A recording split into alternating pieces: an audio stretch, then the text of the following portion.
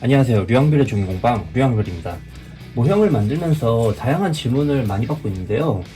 그 중에서 가장 많이 받은 질문을 뽑자면 역시 모형을 어떻게 만드냐 라는 질문을 제일 많이 받은 것 같습니다. 그래서 오늘은 모형을 제작하는 방법에 대해서 한번 강의를 진행을 해보려고 합니다. 우선 도면을 총 4장을 출력을 했는데 외부 2장, 내부 1장, 그리고 의자 1장 이렇게 출력을 했습니다. 저는 집에서 출력을 하는 게 아니라 주변 인쇄소에서 출력을 하는데 아무래도 비용적인 문제가 있다 보니까 집에 프린터가 있으신 분들은 굳이 이렇게 인쇄소까지 가서 출력을 하실 필요는 없습니다. 인쇄소에서 출력을 하는 게 확실히 품질이 좋긴 좋습니다. 그리고 저는 160g 아트지에 출력을 했습니다. 몇 그램 용지에 출력하는 게 딱 잘라 정답이 있는 것 같진 않고요.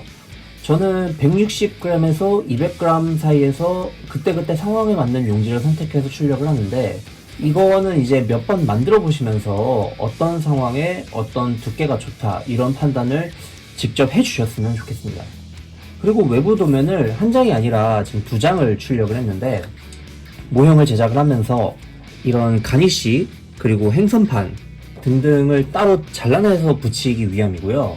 그리고 또 모형을 제작하다가 뭐 창틀을 잘라냈다던가 이런 실수를 했을 때 여분으로 출력한 도면에서 부품을 잘라다 붙이는 식으로 진행을 하면은 실수를 하더라도 문제가 해결하기 쉬워집니다. 외부 도면을 자르는 걸로 우선 작업을 시작을 하겠습니다. 창문 먼저 자르고 그 다음에 다른 부분을 하는 식으로 우선 그렇게 진행을 하겠습니다. 저는 이제 모형을 자를 때 이런 모눈자를 사용을 하는데요. 오눈을 활용해서 잘라야 할 부위와 90도를 딱 맞춰주고 자르면은 훨씬 쉽게 그리고 또 정확하게 자르실 수 있습니다.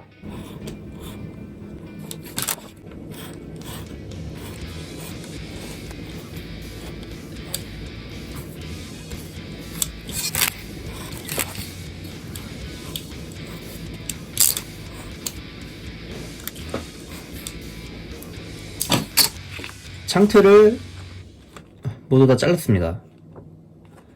저는 이제 여기에 OHP 필름을 붙이고 가장 나중에 차체를 잘라낼 건데요.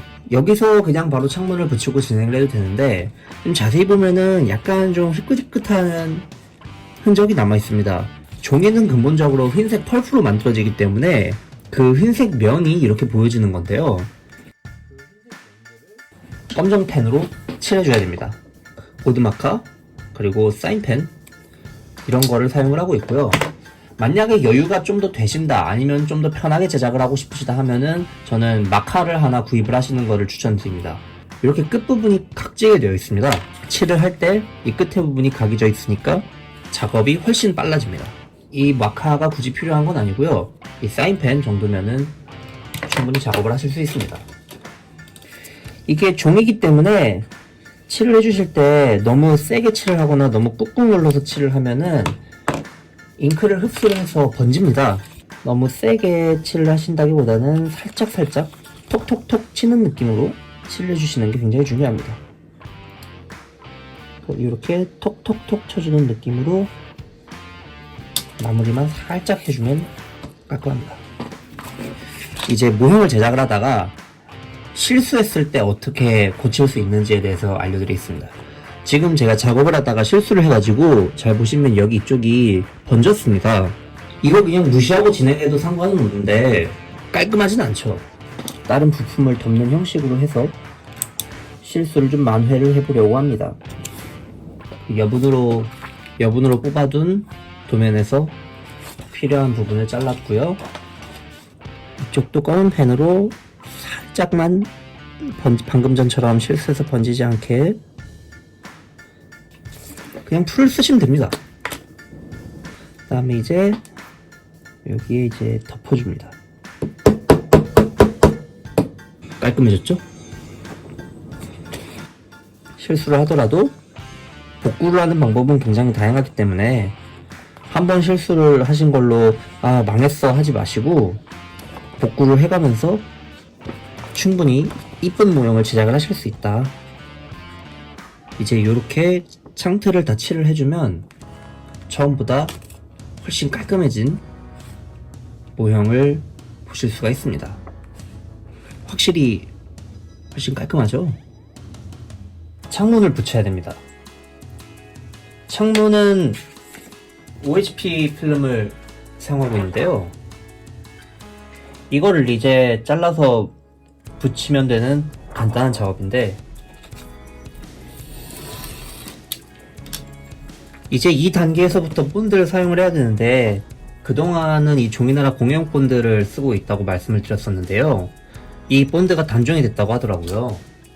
단종이 됐으면 결국 언젠가 구할 수 없게 된다는 거니까, 그래서 같은 회사에 이 목공용 만능 본드를 이제 사용을 하려고 하고 또 사용을 하고 있어요. 그러면 이제 붙여볼까요? 이제 붙일 때도 그냥 본드를 써서 붙이시면 되는데, 본드를 살짝만 발라주세요.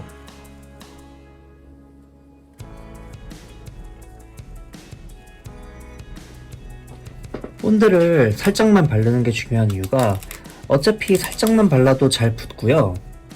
이런 식으로 본드가 새면은 아무래도 모양이 이뻐지질 않습니다. 좀 더 더러워지기도 하고요.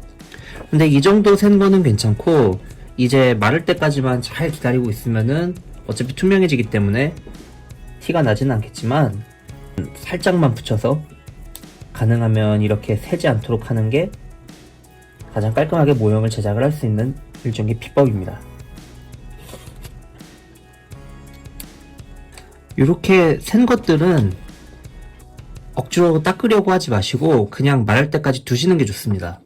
이거를 닦으려고 하다가 본드가 번져서 오히려 모형이 상하는 경우도 꽤 많아요.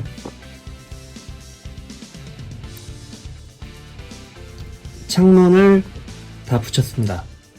그런데 저희가 방금 본드로 붙였기 때문에 본드가 굳을 때까지 기다린 다음에 이제 차체를 잘라내는 작업을 진행을 하겠습니다. 이렇게 창문을 먼저 붙이고 나서 차체를 자르는 이유는 이런 부분들, 이제 굳이 나중에 잘라내고 따로 붙이고 이런 식으로 번거롭지 않은 과정을 거치고 바로 잘라낼 수가 있거든요. 그래서 차체에 먼저 이렇게 유리 역할을 하는 OHP 필름까지 다 붙여주고 나서 자르는 게 가장 괜찮지 않나 싶습니다. 일단 잘라보겠습니다.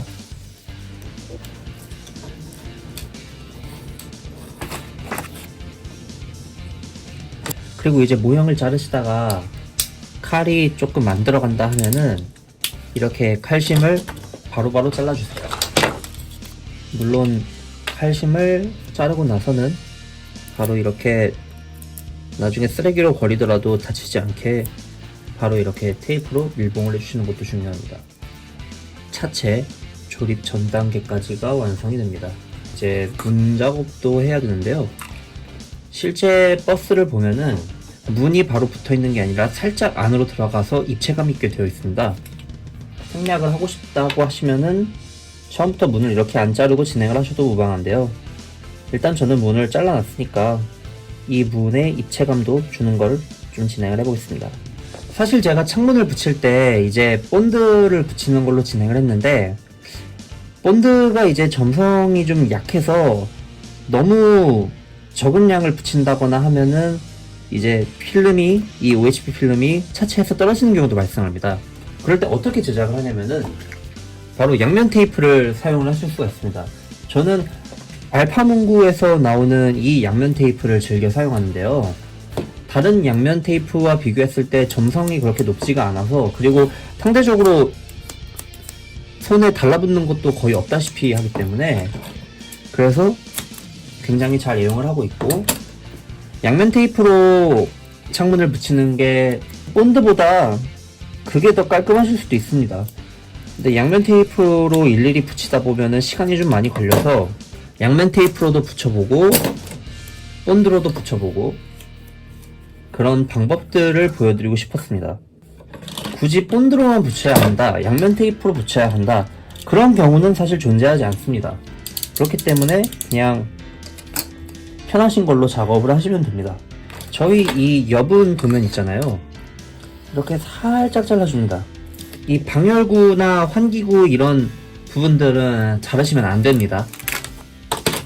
이렇게 2mm 정도, 2mm 정도의 길이로 잘라주시고요. 이렇게 잘라진 거를 간단하게 이렇게 붙여주시면 됩니다. 근데 이제 붙일 때 그냥 붙이는 것보다도 미리 접어주면은 붙이기 좀 수월해지겠죠. 자르는 게 아닙니다. 칼집을 내는 겁니다. 그럼 이렇게 깔끔하게 접히죠. 띠를 들어줘서, 그런데 나중에 이거를 붙였을 때 이게 좀 안으로 들어가 있는 것처럼 보이게 할 수 있게 이렇게 두고 이렇게 제작을 해줍니다. 붙인 다음에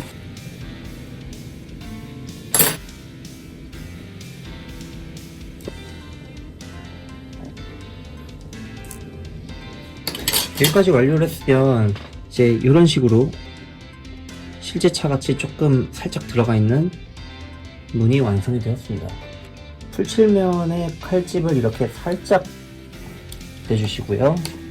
이런 식으로 살짝 접히는 풀칠면이 완성이 됩니다. 이렇게 칼집을 내주면 이렇게 깔끔하게 접히는 것을 보실 수가 있는데요. 모든 접는 면에 칼집을 내는 것은 아니고, 여기 양쪽 면 같은 경우에는 다른 방법으로 한번 접어보겠습니다. 자가 2개가 필요합니다. 접는 쪽에 이렇게 자를 대주시고요.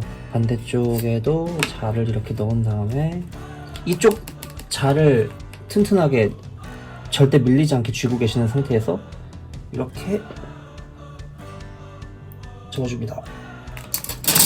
이렇게 좀 깔끔하게 접힌 걸 확인하실 수가 있죠. 반대쪽도 동일하게 해주시면 됩니다. 그렇게 자로 접어주시면은 양쪽이 좀 더 깔끔하게 접힙니다. 차체의 모양을 다 잡았습니다. 물론 지금 이 단계에서 그냥 조립을 하셔도 무방합니다만은, 예를 들어서 이렇게 조립을 한다고 치면은 좀 희끗희끗한 흔적들이 남게 됩니다. 흰색 펄프지에 인쇄한 것이다 보니까 이 흰색 면이 드러나서 보이는 현상인데요. 사인펜이나 마카 등 이 색과 흡사한 색의 사인펜으로 살짝 칠해주시면 좀 더 깔끔한 모형을 만나보실 수가 있습니다. 근데 이제 앞서 말씀드린 것처럼 너무 세게 막 꾹꾹 칠하지는 마시고요. 그냥 정말 톡톡 치는 정도로만. 너무 세게 칠해버리면 번져서 보기가 흉해지기 때문에 세게 꾹꾹 눌러서 칠하시는 것보다는 정말 살짝 그냥 톡톡 쳐준다는 느낌으로 칠을 해주시는 게 좋습니다. 이렇게 붙였을 때 좀 더 깔끔해진 흰색 면이 일단 드러나진 않으니까요. 헤드라이트 같은 경우도 그 맞는 색깔의 패드로 살짝 칠을 해주시면은 깔끔해졌죠? 칠을 하고 싶지 않다, 아니면 자기가 좀 어려워서 부담스럽다, 뭐 이런 경우에는 굳이 칠을 하지 않으셔도 괜찮습니다. 이렇게 칠이 완료가 됐으면 이제 말 그대로 붙이기만 하면 됩니다.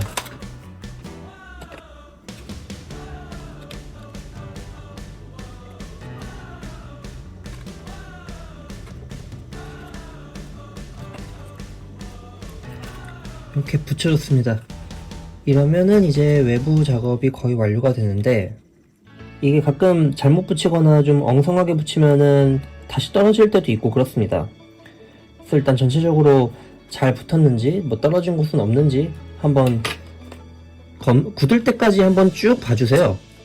이제 차체 제작을 어느 정도 진행을 했으니 에어컨을 작업을 해야 합니다.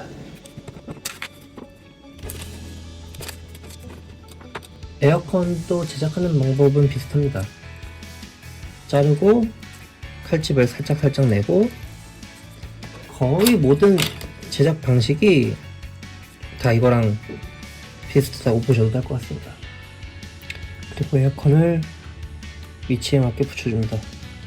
에어컨을 완성 단계가 아니라 지금 단계에서 붙이는 이유는, 완성을 하고 나서 붙이는 것보다 지금 이렇게 차 바닥에 손을 넣을 수 있을 때 붙이는 게 훨씬 더 붙이기도 쉽고 모양을 잡아주면서 마무리하기도 쉽고요.